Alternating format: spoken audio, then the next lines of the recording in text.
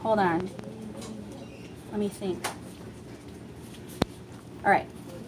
This is, okay, so here is, I said we do the upper arm muscles and the leg muscles today, and then we're going to cut into it. All right, so this one right here, see this big one? That's your triceps muscle. There are actually two. There's this one and this one. This is the triceps brachii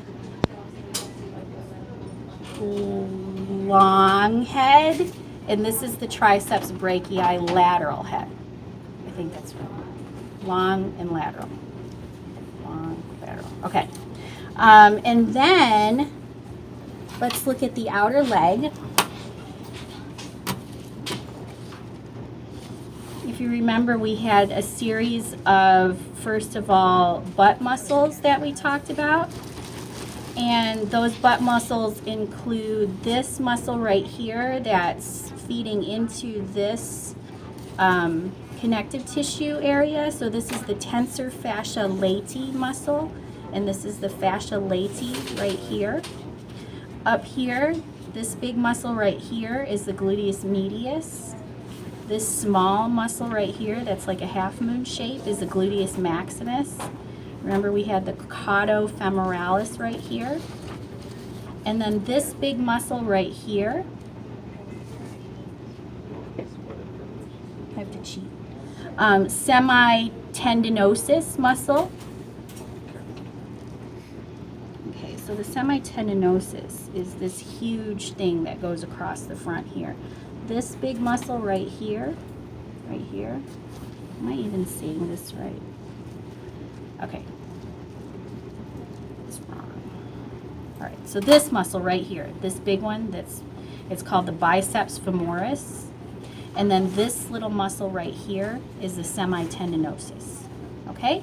So fascia latae, biceps femoris, and semitendinosus. Let's turn the leg over. Okay, and remember we had these two sheet-like muscles that cover the inner thigh. The one on top is the sartorius. That probably sounds familiar from the frog. And then this bottom one is the gracilis. What I'm going to do here is, what I've done here is I've cut the sartorius and reflected it back so that I can see this muscle right here. This muscle right here is the, I can't think of it, I'm going to cheat. Oh, the quadriceps femoris. If I cut and reflect back the gracilis, I see a series of muscles. There's 1, 2, 3 of them. And then if I dig in here, I can see the semitendinosus peeking out right in here. This is the adductor longus. This one is the adductor magnus. And this one is the semimembranosus. Okay, so semimembranosus is here. Semitendinosus is this one. Semitendinosus, semimembranosus. Okay, so look how more membranous the membranosus is than the tendinous. Okay, so those are your arm and leg muscles that you need to know.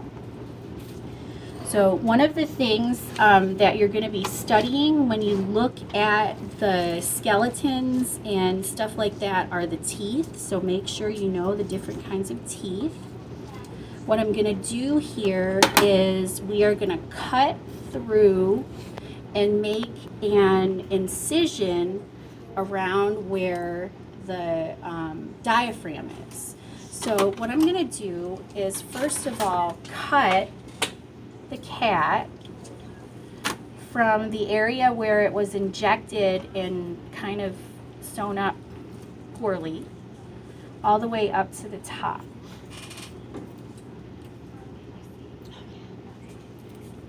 Okay, and we want to preserve at least one side of our muscles so that we're able to see some things. So cut to one side. these. You're going to have to cut through ribs, so it is going to be challenging, especially for Samantha and Derica, because they have that gigantic cat, and your guys' cat's pretty gigantic too. So it's longer, it's not as girthy. So if you've only dissected out one side of your cat, try to cut on the other side. I didn't even look, I'm so sorry. All right, so you're gonna open it up and it's gonna look kind of like a mess of stuff. All right, so one way to split the ribs open really well is to open it up and see this big muscle right here? That's the diaphragm. Okay, and it splits the abdominal from the thoracic cavities. Okay, and the reason that the diaphragm is there and forms a closed seal is so that when the diaphragm contracts and pulls down, it makes negative pressure in here so that the chest cavity can draw in air. So I'm going to follow the abdominal wall along the diaphragm and just cut that way. And then what you're going to have to do is break open the ribs. You might have to do some rinsing and then bend the ribs back.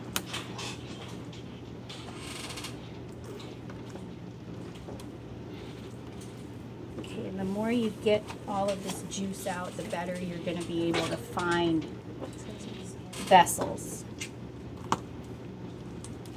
Okay, so a few things that are noticeable.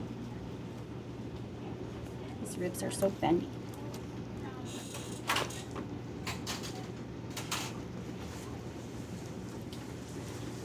Okay, so a few things are noticeable.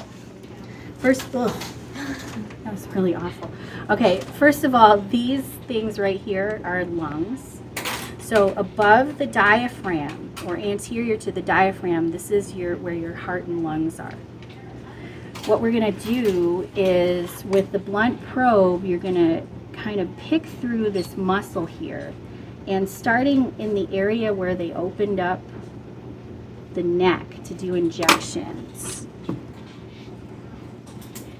Sometimes you'll run into tendons and nerves that are difficult to cut. What you want to do is dig through this area here so that you can find a couple of tubes. Okay, so first of all, I found this tube. What does that look like? Trachea. Okay, so just dorsal to that, you're going to find a tube that doesn't have any of those cartilaginous rings or C cartilages. This is the esophagus. Okay, so when you're picking through this thoracic area, the upper thoracic area, you're going to see a lot of this glandular tissue. Okay, see these little things? They look like teeny tiny little salivary glands. And when we open up the heart area, we're going to see a lot more of that. You also see some of this kind of thick, pasty looking stuff. Okay, this is called thymus gland. Okay, that's all thymus gland, and the thymus gland helps with the kind of keeping the thoracic cavity nice and clean. So it has a lot of macrophages and stuff.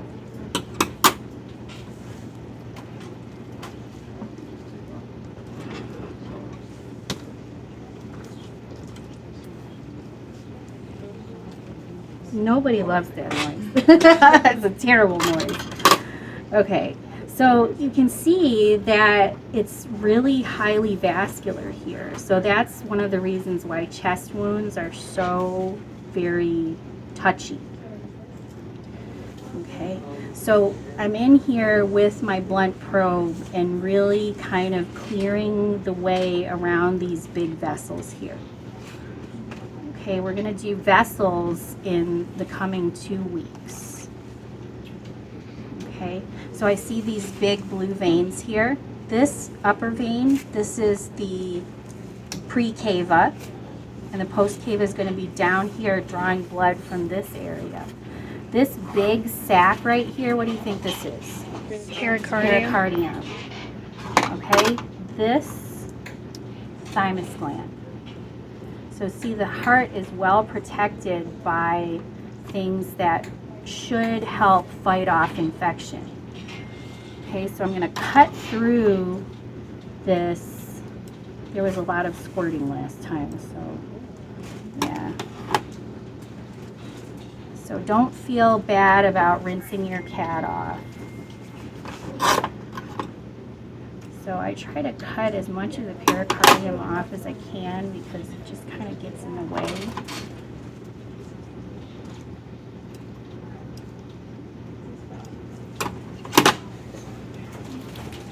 This is all thymus gland and fat.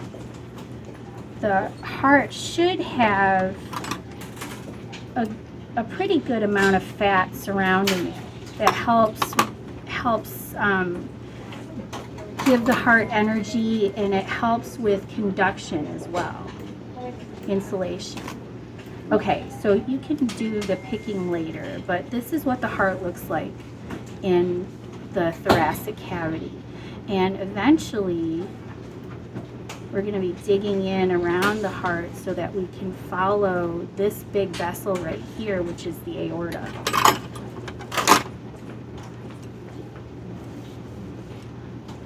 Okay, so here's the diaphragm right here. What do you think this is? Liver. Okay, and a telltale sign of where the gallbladder is between these 2 lateral lobes here. If I lift it up, I can see that there's this greenish bag right here. That's our stinky balloon, the gallbladder. Okay, and some of you, it's going to be puffing up in this area. So we can clean off the area around the gallbladder, and eventually we'll be able to find some ducts, but let's clean the other stuff off first. Okay, so any idea what this bag is right here? This big fat thing. It's the greater omentum. You wouldn't have known that. Oh, one thing I forgot to mention. So there is one ligament between the liver and the diaphragm right here. This is the falciform ligament. Okay? So remember, in the shark, it was the only one that connected the organs to the ventral body wall. So this big thing here is the greater omentum, and it's actually a serous fluid-filled sac, and it protects all of the organs. So I can peel it off. And So if it's fat and a serous membrane, so it's it's actually a bag that covers the membranes. And if you flip it over and search around near the connection of the liver, there should be an opening right here in the back. That opening is always the answer to question 34 on the CAT exam. It's called the epiploic foramen of Winslow. Okay, that's one of those things that's named after somebody that will never change. But it's always the answer to number 34 on the CAT test. Okay, so we have our greater omentum right here. And kind of mixed up in this greater omentum are several things. First of all, there's this big thing here. Anybody have any clues? Spleen. Okay. If I peel off some of the greater omentum up here, I can see the stomach. This thing right here is the stomach. And if you follow the connection of the greater omentum around the stomach, this big thing that looks like a tongue is the spleen. It surrounds the greater curvature of the stomach. Inside here, inside the lesser curvature of the stomach, is the lesser omentum. Okay. Now, as the stomach curves around up here, you see that there's like a little pinch. What do you think that is? Pyloric sphincter. Okay.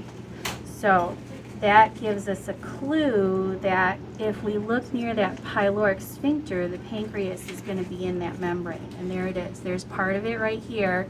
And then the rest of it continues on down this straight part of the small intestine. That's the duodenum. Okay? So pyloric sphincter. We have the pancreas in the membrane here on one side and all the way down the length of the duodenum. Okay, then the small intestine curls around and around. Okay, so the first part of the small intestine and the second part of the small intestine, we know that one part is the jejunum and one part is the ileum. But how do we tell the difference? Well, the jejunum is the bulk of this first part, so you have to follow it around.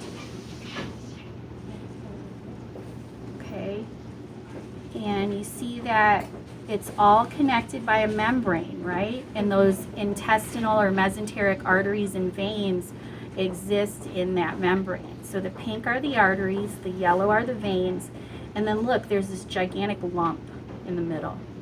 This is a lump of a collection of lymph nodes known as the pancreas ocelli.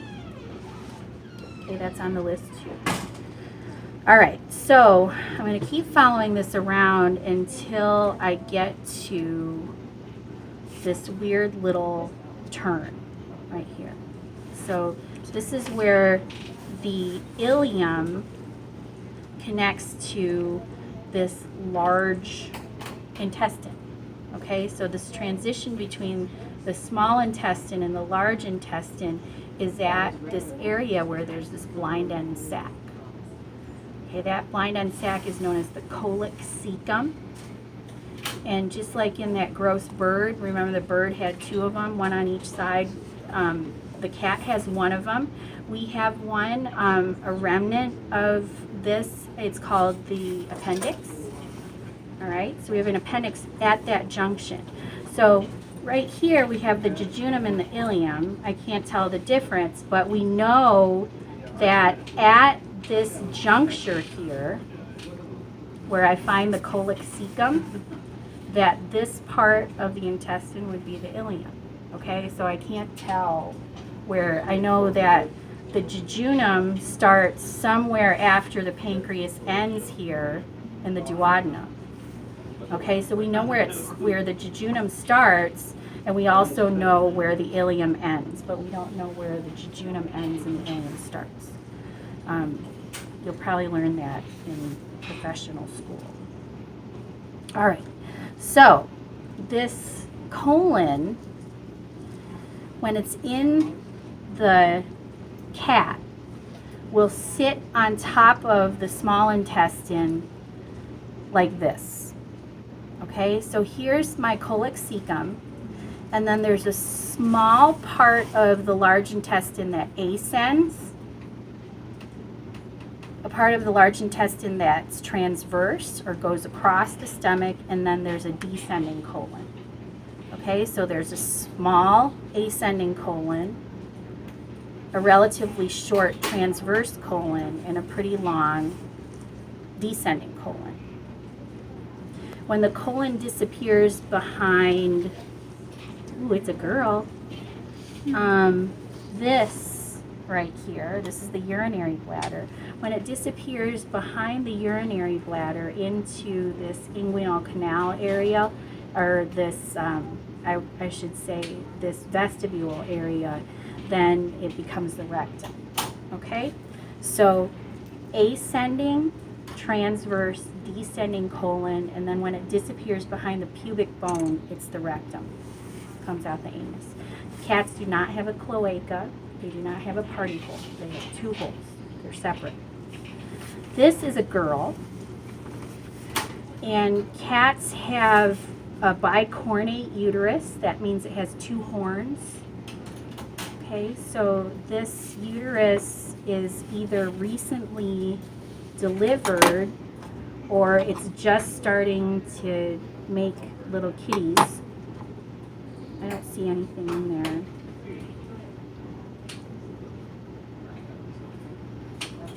No, so either it recently had kitties or it didn't. It was really, look at all this mammary tissue. So it probably recently had kitties. Okay, so what else do we need to know? The ovaries, ugh, gross. I keep spitting this at me. The ovaries are small. Look at how small they are right here. Okay, so find the ovaries on each side. Let's see, stomach, small intestine, large intestine, kidneys. Oh yeah, let's dig out a kidney. So if you go to the dorsal body wall, you'll see that it's covered in a mesentery. And so what you want to do is use your probe to rip through that mesentery. It's usually kind of filled with fat as well. And you can dig out a kidney.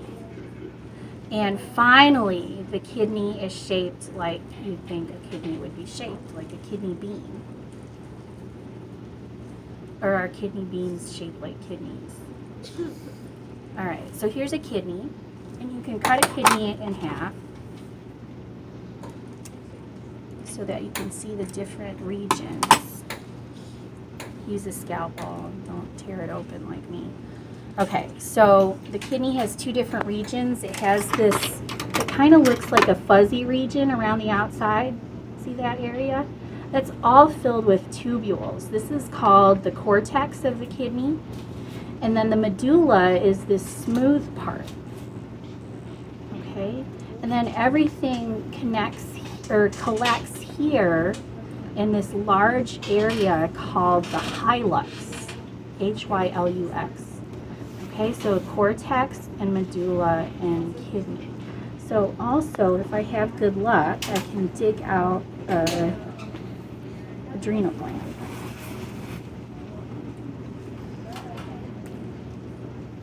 A little latex explosion in here.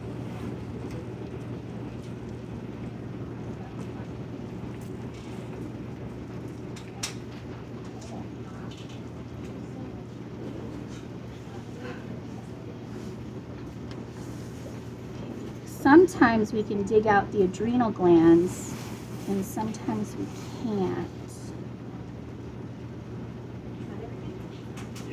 But they are located just atop the area of the kidney.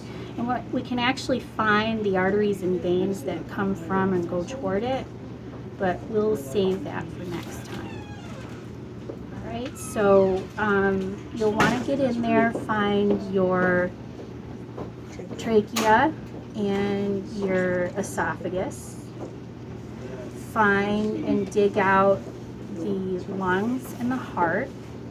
Find some examples of thymus gland.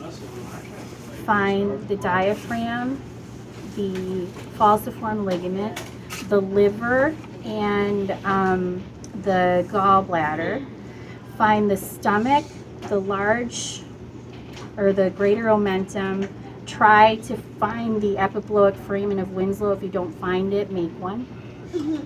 Okay, so this looks like a good, oh yeah, that's definitely it. And then follow the stomach around, find the pyloric sphincter and pinch it. Find the sternum starts and the ileum ends. Find the pancreas ocelli. Also, find and identify your, where is that thing? There it is. Your colic cecum, ascending portion, very short, transverse descending. Dig in there, find the rectum. This is the uterus with the 2 horns, the teeny tiny ovaries, urinary bladder, kidney, different parts of the kidney. And then what I'm going to do is try and attempt to dig out the gallbladder ducts. All right, so as soon as I get those, I'll call you back up, and otherwise try to find those things on your cat. Boy, I just found one. There's a duct coming from the gallbladder right here. So you can see that here's, oh damn it, I broke it. So here's one main duct. Remember we talked about the common bile duct. There's a duct that comes from the liver, which is right here. And then there's a duct that comes from the gallbladder, which I broke. I'm so sorry, right here. But it looks like the shape of a Y. So from the gallbladder, this duct would go from here to here and join in with the common bile duct. And from the liver, we can see that there's this one duct right here that goes from the liver to the common bile duct. So it forms a Y. There's a cystic duct, a hepatic duct, and then they all are the common bile duct and work into the small intestine. So usually you can follow them backwards, and there's a ton of connective tissue here, and usually the cystic duct comes out very easily, but this time it didn't. So I'm sorry that I broke it, but you can see the end of it right here. Okay? And just know it goes